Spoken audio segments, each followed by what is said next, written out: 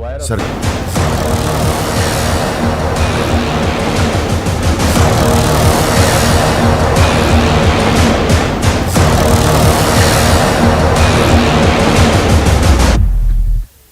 और आप देख रहे हैं टीका वर्सेस टोटका। एक बार फिर आप सभी का स्वागत है। डिबेट का रुख करेंगे। मेरे साथ मेरा गेस्ट पैनल लगातार बना हुआ है, लेकिन अब जिस टॉपिक को मैं उठा रहा हूं उस टॉपिक को आप थोड़ा समझिए। दिसंबर में यह कल्पना की गई कि भैया और ज्यादा स्टडी की जरूरत है, तो देश की सरकार ने यह डिसाइड किया कि हम एक समिति बनाएंगे, वैज्ञानिक सलाहकार समूह, जिसका नाम इंसाकॉक दिया गया, जो कि लगातार किस तरह से वायरस अपना रूप बदल रहा है, क्या क्या हो सकता है, इसकी स्टडी के लिए था। फिर सुर्खियां बनी अभी कुछ ही दिन पहले डॉक्टर शाहिद जमील, जिन्हें अध्यक्ष बनाया गया इंसाकॉक का केंद्र सरकार द्वारा ही, केंद्र सरकार द्वारा ही, देश की सरकार द्वारा ही, उन्होंने इस्तीफा दे दिया। वो देश के टॉप वायरस की स्टडी करने वालों में गिने जाते हैं। उन्होंने इस्तीफा देते वक्त रीजन ये बताया कि वैज्ञानिक सोच को डिसीजन मेकिंग में तवज्जो नहीं दी जा रही है। मतलब स्टडी हम कर रहे हैं लेकिन हमारे स्टडी पर फैसले हो नहीं रहे। अब मैं इस पर आना चाहता हूं, क्या यह कारण है कि हम टीके और टोटके में से, या फिर टीके और पॉलिटिक्स में से वैज्ञानिक तरीके को थोड़ा पीछे की तरफ धकेल रहे हैं? क्या हम उसकी स्पीड को स्लो डाउन कर रहे हैं? डॉक्टर नगेंद्र सबसे बेहतर पर्सन होंगे इस वक्त, चूंकि डिबेट में है वो, जो बता पाए जो भी डिसीजन हो रहा है, अगर उसमें वैज्ञानिक तर्कों को उचित जगह नहीं दी जा रही तो फिर तो हम हमारी लड़ाई को देर कर रहे हैं ना, हमारी लड़ाई में जीत की तरफ देर से पहुंचेंगे। डॉक्टर नगेंद्र, कथन एकदम सही है। देखिए, ये जो कोरोना की लड़ाई है, इसमें हमारे पास मात्र 3 हथियार हैं। इसी से ही हम जंग जीत सकते हैं, बाकी कोई तरीका हमारे पास नहीं है। सबसे बड़ा हथियार है वो वैक्सीन। मैं पहले एक बता दूं, वैज्ञानिक आधार क्या होता है। किसी भी चीज का वैज्ञानिक आधार ये होता है कि पहले उस चीज पर परीक्षण किया जाता है, परीक्षण के बाद में उसकी प्रामाणिकता सिद्ध करते हैं, और प्रामाणिकता सिद्ध होने के बाद उसको उपयोग में लाते हैं। आपने वैक्सीन के बारे में जैसे बात की, तो पहले वैक्सीन बनाया गया, उसकी ट्रायल ली गई, ह्यूमन ट्रायल ली गई, उसके बाद डाटा एनालाइज किए गए, और उसकी प्रामाणिकता सिद्ध करने के बाद उसको उपयोग किया गया। वैज्ञानिक आधार जो भी है, आज कोरोना के इलाज में सिर्फ 3 हथियार है। बाकी सब आस्था का विषय हो सकते हैं, लेकिन कोरोना का इलाज का विषय जरा भी नहीं हो सकते। हमारे पास सबसे बड़ा हथियार है वो है वैक्सीन। यदि इसका हमें देखना है कि वैक्सीन किस तरह से दुनिया को कोरोना से मुक्त कर सकती है, इसका एग्जांपल हमारे पास अमेरिका, ऑस्ट्रेलिया, न्यूजीलैंड और यूके है। आज भारत नहीं, लेकिन डॉक्टर नगेंद्र, क्या हो रहा है ना कि वैज्ञानिक तर्कों को भी स्वीकार करने में थोड़ी सी दिक्कतें किस वक्त आती हैं, जब ये पता चलता है कि हमें जो पहली वैक्सीन लेना है और दूसरी वैक्सीन लेना है उसका गैप अभी फिलहाल ये था, कल को ये हो जाएगा, परसों को कुछ और भी हो सकता है। जैसे जैसे हम वैज्ञानिक प्रामाणिकता को दूर करते जा रहे हैं, कोरोना उतना ही अपना भयानक रूप हमारे सामने ला रहा है। और उसके द्वारा फाइट अगेंस्ट कोरोना में आखिर वैज्ञानिक तर्कों को किस तरह जगह नहीं मिल पा रही, या क्यों नहीं मिल पा रही? ये तो सरकारों का और राजनीतिकों का सोचने का विषय है, लेकिन चिकित्सक के नाते तो मैं आज भी इसी बात को कहता हूं, इस कोरोना की जंग केवल चिकित्सक, वैज्ञानिक, उनके द्वारा प्रमाणित की गई, उपयोग की गई दवा, वैक्सीन, उन्हीं से ही जीत सकते हैं। बाकी अन्य कोई भी साधन, जितने साधन आपने पूर्व वक्ताओं से लिए सुनाए, वो जरा भी कोई काम के नहीं है। केवल मात्र हमारे पास 3 हथियार है। देखिए, मैं आपको सुप्रील जी समझा दूं चीज पहले। सबसे बड़ा हथियार हमारे पास आज के दिन है कि हम वैक्सीन पर सबसे ज्यादा जोर दें। ठीक, यदि हम जुलाई और अगस्त तक हिंदुस्तान की 60% जनता को वैक्सीनेट कर देंगे, तो 40% में हर्ड इम्यूनिटी होकर के इस कोरोना काल को हम जीत सकते हैं। और हो सकता है थर्ड वेव की, जिसकी हमें संभावना पूरी है, वो टल सकती है। एक पहला हथियार। दूसरा हथियार, जो मरीज सीरियस हालत में वेंटिलेटरों पे या ऑक्सीजन की रिक्वायरमेंट के अस्पतालों में भर्ती पड़े हैं, ठीक है, उनके लिए आवश्यक दवाइयों का पूर्ण रूप से अभाव आ रहा है। इसलिए हमारे को पूरी दवाइयां चाहिए, संसाधन चाहिए, और सबसे बड़े डॉक्टर्स, हेल्थ वर्कर्स ये चाहिए। यदि लगातार ये मेहनत करेंगे प्रामाणिक और वैज्ञानिक आधार पे, तो काफी लोगों की जिंदगी बचाई जा सकती है। ठीक है, अभी जैसे मैं एग्जांपल दूं कि ब्लैक फंगस और व्हाइट फंगस आ रहा है, लेकिन एम्फोटेरिसिन बी जो कारगर दवा है, मैं आपको बताऊं, कमिंग डेज में व्हाट्सएप पर आपको 1-2 मंत्र और आ जाएंगे डॉक्टर नगेंद्र, बताया जाएगा। रोज इसको अपने घर में बजाइए, हो सके तो ब्लूटूथ स्पीकर से जोड़कर बजाइए, ताकि आपको ब्लैक फंगस ना हो। इस तरह के मैसेजेस आपको आने चालू हो जाएंगे। मैं इसके लिए तैयार बैठा हूं। राजेंद्र श्रीमाली जी, कौन कर रहा है ये सर? मेरी मम्मी मुझे व्हाट्सएप करती हैं एक मंत्र, बोले ये तुझे रोज सुबह घर में बजाना ही है, तू कोरोना से बचा रहेगा। ये कौन उनके दिमाग में भर रहा है और क्यों भर रहा है?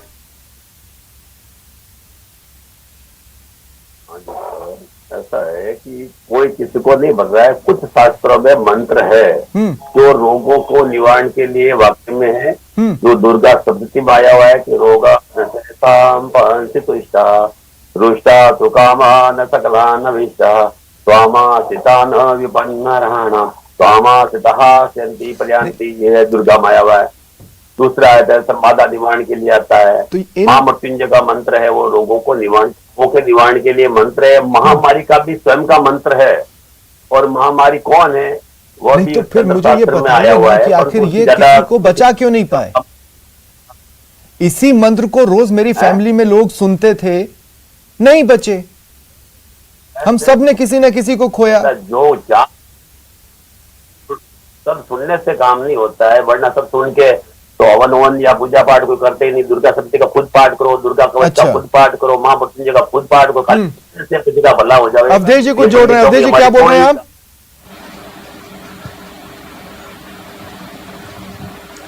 स्वप्निल जी, श्रीमाली जी से मुझे एक सवाल पूछना है। क्या वो किसी शास्त्र का जिक्र कर सकते हैं यहाँ पर जिसमें लिखा हो कि जब आपके पास उपचार की पद्धति मौजूद हो, उपचार आपके पास मौजूद हो, तो उसको चुनने की बजाय आप ऐसे विकल्प अपनाएं, ये जो धार्मिक क्रियाकलाप है उनको अपनाएं? क्या ये लिखा हुआ है कहीं या इसको निषेध किया गया है? तो हम भी जब उपचार की पद्धति उपलब्ध हो तो पहले उसे आजमाना चाहिए। राजेंद्र श्रीमाली जी, क्या कहीं किसी ग्रंथ में या किसी प्रभु की वाणी में ये बात आई कि जब आपके पास तरीके हो तो उसके साथ चलिए, इस तरह से अंधे मत बनिएगा?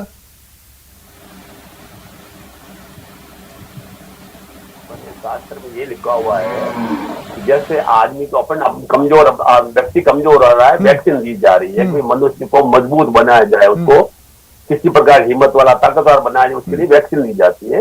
उसी प्रकार अपने शास्त्र में लिखा है कि देवताओं को प्रसन्न करने के लिए यज्ञ करना चाहिए जो उत्तम औषधियों से युक्त हो, जिसके अंदर उत्तम घी हो, उत्तम से उत्तम औषधि हो, शतावरी, जटामासी या हवन की सामग्री, ये विलोय, जो नौकरों की संविदा, इन सबसे ठीक है। चलिए, मैं इस आस्था पर ज्यादा सवाल नहीं उठाऊंगा, लेकिन मैं ये जरूर पूछूंगा राजेंद्र श्रीमाली जी कि मान लीजिए तमाम चीजों का अच्छे से पालन करने वाले व्यक्ति को भी कोरोना हो गया, तो वो इलाज कहां करवाएगा?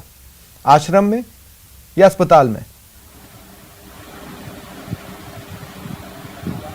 और ये हमारी कोई गारंटी नहीं होती। पंडित जी जाप दुर्गा सप्तमी का पाठ कर लिया ऐसे मिट जाएगा, हवन कर दिया ऐसे रोग मिट जाएगा, ऐसी कोई गारंटी नहीं लेते। एग्जैक्टली। उसके अंदर तो वाक्य में डॉक्टर ही भला करने की सलाह है। अपने मन को प्रफुल्लित रखने के लिए अगर आप कुछ करना चाहते हैं तो करते रहिए, यही मैसेज हम देना चाहते हैं। क्योंकि अगर कोई कोरोना से जंग में जिता सकता है तो वो फिलहाल टीका है, न कि किसी तरह का टोटका। मैं एक बार फिर आपके पास आ रहा हूं, मनीष पारीक जी। डॉक्टर शहीद जमील को इंसाकॉग का अध्यक्ष आपकी सरकार नहीं बनाया और कुछ ही समय में उनको यह लग गया कि वैज्ञानिक सोच को केंद्र सरकार तवज्जो नहीं दे रही है अपने डिसीजन में। ऐसा क्यों हुआ होगा? उनको तो आप ही ने चुना, या फिर एकाएक ये जानकारी मिली वो तो कांग्रेसी है इसलिए उनका हटना जरूरी, उन्हें परेशान किया गया और फिर उन्हें हटाया गया? क्या हुआ? क्या वो क्यों इस्तीफा दिए? उन्हें क्यों यह लगा कि केंद्र सरकार अपने डिसीजंस में वैज्ञानिक तर्कों को जगह नहीं दे रही है उचित मात्रा में?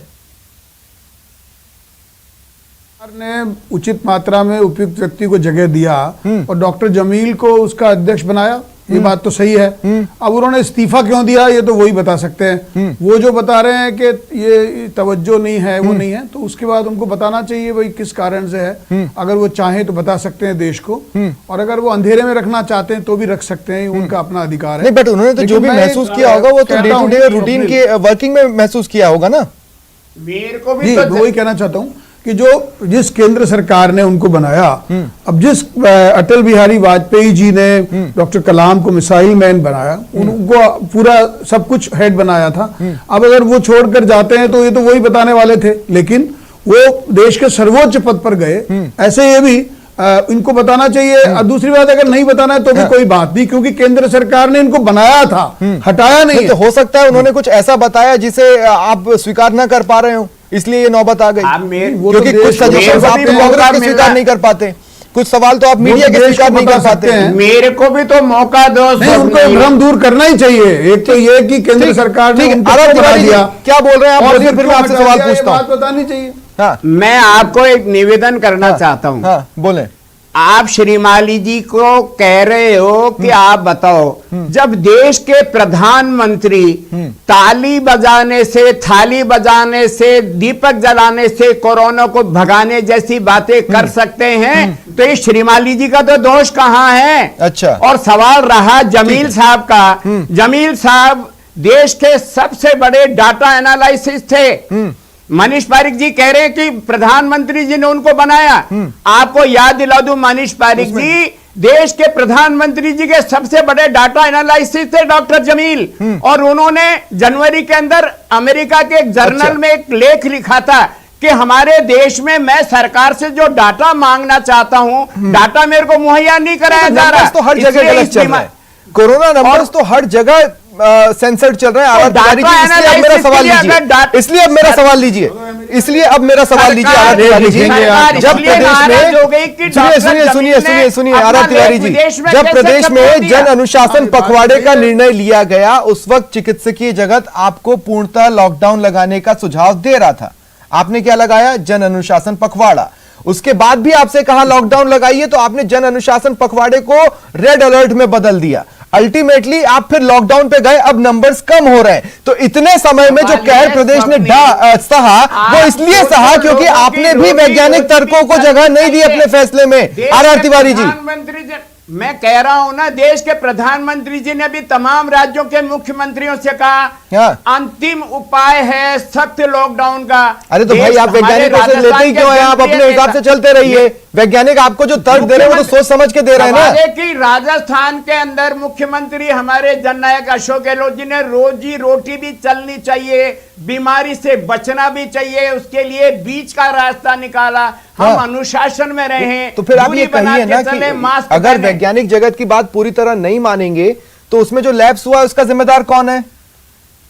सवाल है कि वैज्ञानिक पद्धति को तो मान रहे हैं कि 2 गज की दूरी, मास्क है जरूरी, सैनिटाइज करो। अब 2 गज की दूरी और बढ़ चुकी है। अब 2 गज की दूरी सिर्फ 2 गज की दूरी नहीं रह गई है, अब हम घरों में भी सुरक्षित नहीं है। डॉक्टर नगेंद्र, मैं एक बार फिर ये बता दूं कि अब ये 2 गज की दूरी बोलना भी बहुत बंद करना जरूरी हो चुका है, क्योंकि अब 2 गज भी कुछ नहीं करने वाला है। अब तो डिस्टेंसिंग आप जितनी रख सकते हैं रखिए, 2 गज तो शुरुआत भी नहीं है। मैं पूरे आपके माध्यम से पूरे देश को एक संदेश देना चाहता हूं। हाँ।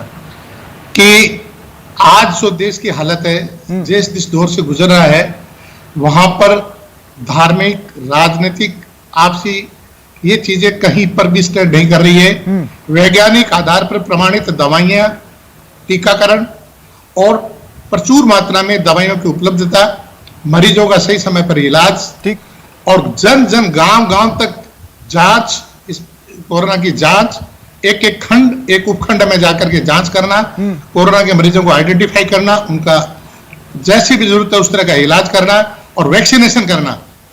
यदि कोई भी सरकार, कोई भी पार्टी, मैं किसी के पक्ष विपक्ष का आदमी नहीं हूं, मैं तो चिकित्सक हूं, लेकिन मैं ये आपको पूर्ण रूप से कह दूं कि ये हमारा कोई तरह का साधन, सिर्फ टीका, उचित दवाइयां, उचित साधन और समय पर जांच और गांव तक ट्रेस आउट, ठीक है, ट्रेसिंग करके मरीजों को नहीं पकड़ेंगे। मनीष पारिक जी, आप भी ये कह रहे हैं कि टीका ही जीत दिला सकता है। आर तिवारी जी तो लगातार टीके की मांग कर ही रहे हैं, और टीका न जाने कब तक मिल पाएगा इस बारे में तो कोई दूर दूर तक संभावनाएं नजर नहीं आती।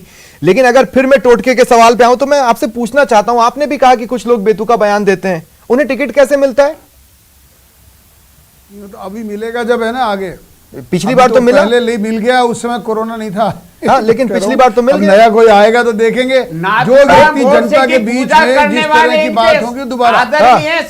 राहुल गांधी, आपके कहने का मतलब ये है कि इस तरह के बेतुका वाले को अगली बार टिकट नहीं मिलने वाला है। गहलोत जी ने नहीं लगाया, मतलब आप ये तो कह रहे हैं साध्वी प्रज्ञा को अगली बार टिकट नहीं मिलेगा, तो बाद में लगा दिया। ये बता रहे, छुपा रहे हैं ये बात। बार बार नाम तो किसी और का लेते हैं। असली रामायण तो ये है कि राहुल गांधी जी ने कहा था कि लॉकडाउन मत लगाओ, तो नहीं लगाया अशोक जनता गहलोत जी को ने। बचाना और है। आरएस तिवारी जी जवाब दें, फिर मैं इन्होंने क्वेश्चन कहा कमेंट लोगों लूंगा। को राहुल गांधी जी ने अपने बेतुके बयान से कि कोई जरूरत नहीं आरएस है, तिवारी इकोनॉमी जी। खराब हो जाएगी, अब बाद में कह रहे हैं कि जवाब अब लॉकडाउन दीजिए। लगाना जरूरी है, तो ये भाग भाग के लगा रहे हैं। ये तो मनीष इसका जवाब पारिक, दें मैं तो कह रहा हूं स्वप्निल जी, हाँ, देश के प्रधानमंत्री जब साध्वी प्रज्ञा के खिलाफ नाथुराम गोडसे की मूर्ति के मामले में कोई फैसला नहीं राहुल कर पाए, गांधी के बारे में नहीं बोले, जो गोमूत्र से तो देश भगवान है की इनके। महामारी को अब इनसे पूछो, ठीक करने का दावा अब तो करते हो। मरवाए जिस तो उन्होंने भारतीय ना, जनता पार्टी के राजस्थान मंत्री में और लॉकडाउन विधायक में लेट क्यों हुए उत्तर आप? प्रदेश में, मध्य प्रदेश ठीक है। में, गुजरात में राजस्थान में गोबर लॉकडाउन के में कंडे लेट को क्यों जला हुए? करके ठीक है, ट्राइसिकल ठीक है, पर ठीक है। में घुमाने की अवधेश बात जी, करते हो। बातें करेंगे, ये फालतू झूठे अवधेश जी, आरोप लगा जलाएंगे, करके मोमबत्ती कांग्रेस जिस वक्त कोरोना इस देश में आया था